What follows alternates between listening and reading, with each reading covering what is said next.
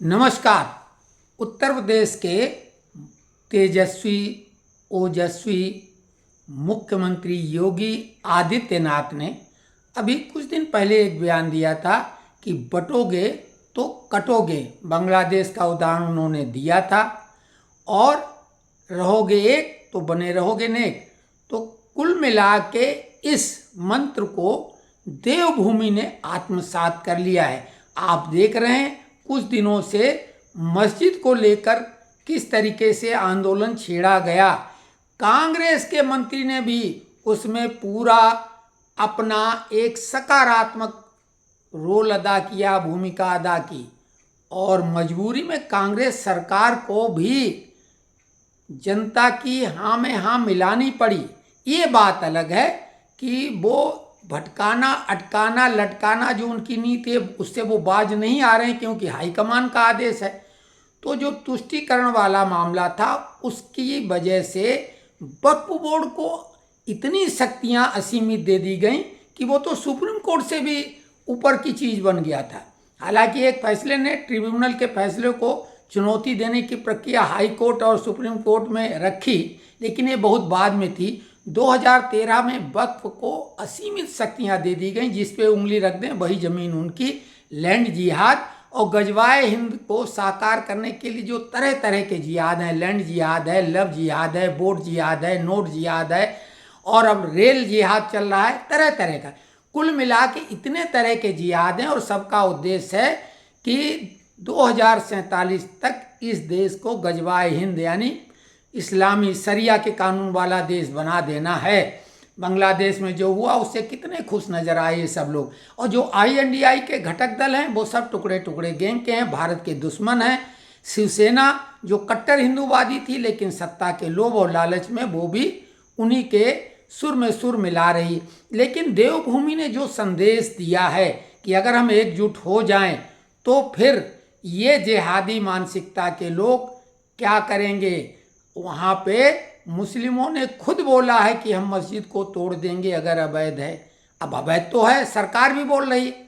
वो हालांकि मामले को किसी तरीके से इस आंदोलन को खत्म करना चाहते हैं, लेकिन अब एक बार जब जग गए सनातनी तो फिर तो वो व्याघ्र का मुंह फाड़ के उसके दांत गिनने का भी सामर्थ्य रखते हैं। गोधरा कांड हुआ, सनातनियों ने एक्शन लिया, एक्शन का रिएक्शन जो हुआ हालत पस्त, उसके बाद वहाँ कोई बड़ा दंगा नहीं हो पा रहा। तो कुल मिला के पूरे देश के सनातनी अब जाग रहे हैं और ये खतरे की घंटी जिहादियों के लिए है। जगह जगह आपने देखा सड़क के किनारे, सरकारी ज़मीन पर, कहीं खाली ज़मीन हो, किसी का खाली मकान है, मुस्लिम मोहल्ले में ताला लगा रहा ज़्यादा दिन, वो कब्जा कर लेते हैं और उसके बाद में उसको वो वक्फ को दे देते हैं। जंगल में मजारे हैं और क्या क्या बना लेते हैं, नदियों के किनारे। तो कुल मिला के ये जो लैंड जिहाद है, आपको आश्चर्य होगा 5 सिंगापुर बन जाए इतनी जमीन वक्फ के पास है। और सबसे आश्चर्यजनक पहलू ये है कि भारतीय जनता पार्टी जब आई थी तो वक्फ के पास 6 लाख एकड़ से ज़्यादा ज़मीन थी और अब बढ़ के वो 9 लाख से ज़्यादा हो गई, क्योंकि मुख्तार अहमद हैं जो इनके भाजपा के नेता रहे, उनको यही विभाग दिया गया था। उन्होंने भी सर्वे करा के और 1.5 गुनी प्रॉपर्टी कर दी, कम कराने के बजाय। कहने का मतलब उनके यहाँ जो भी पढ़ा लिखा, अनपढ़, गंवार, ठेले वाला सब एक ही किताब पढ़े हुए हैं, उनका तो उद्देश्य क्लियर है।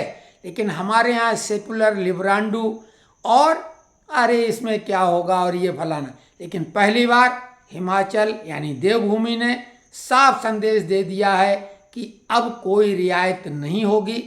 अब बाकी देश में भी जागरण आ रहा है और इसके लिए होना ये चाहिए कि जहाँ भी अवैध इस तरह की इन्होंने, चाहे वो वक्फ प्रॉपर्टी हो या धार्मिक के नाम पर मजार, मस्जिद, मदरसा बना रखे हैं, सबको शक की नज़र से देखो और उनके बारे में छानबीन और जानकारी करें। जो थोड़ा जागरूक लोग हैं और हिंदू संगठन जो बने हुए हैं वो ये काम करें और जहाँ पे उनको शक हो कि अवैध हैं उसके रिकॉर्ड खंगालें और सोशल मीडिया पर न्यूज़ चैनल में, न्यूज़पेपरों में इन खबरों को विस्तार पूर्वक छपवाएं, सरकार तक ये आवाज़ पहुँचे कि ये यहाँ गलत है और उनको हटवाने में सरकारी कानूनों के अंतर्गत अपना प्रयास करें।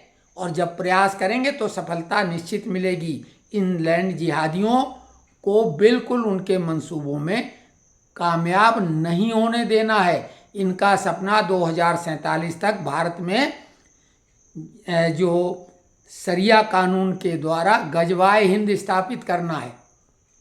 तो कुल मिला के देवभूमि से बहुत ही एक उत्साहवर्धक सनातनियों के लिए संदेश आया है, जिस पे पूरे देश को बिल्कुल उनके नक्शे कदम पर आगे बढ़ना चाहिए, ताकि ये जिहादी बैकफुट पे चले जाएं और इनकी जो मंशा है वो पूरी ना हो पाए।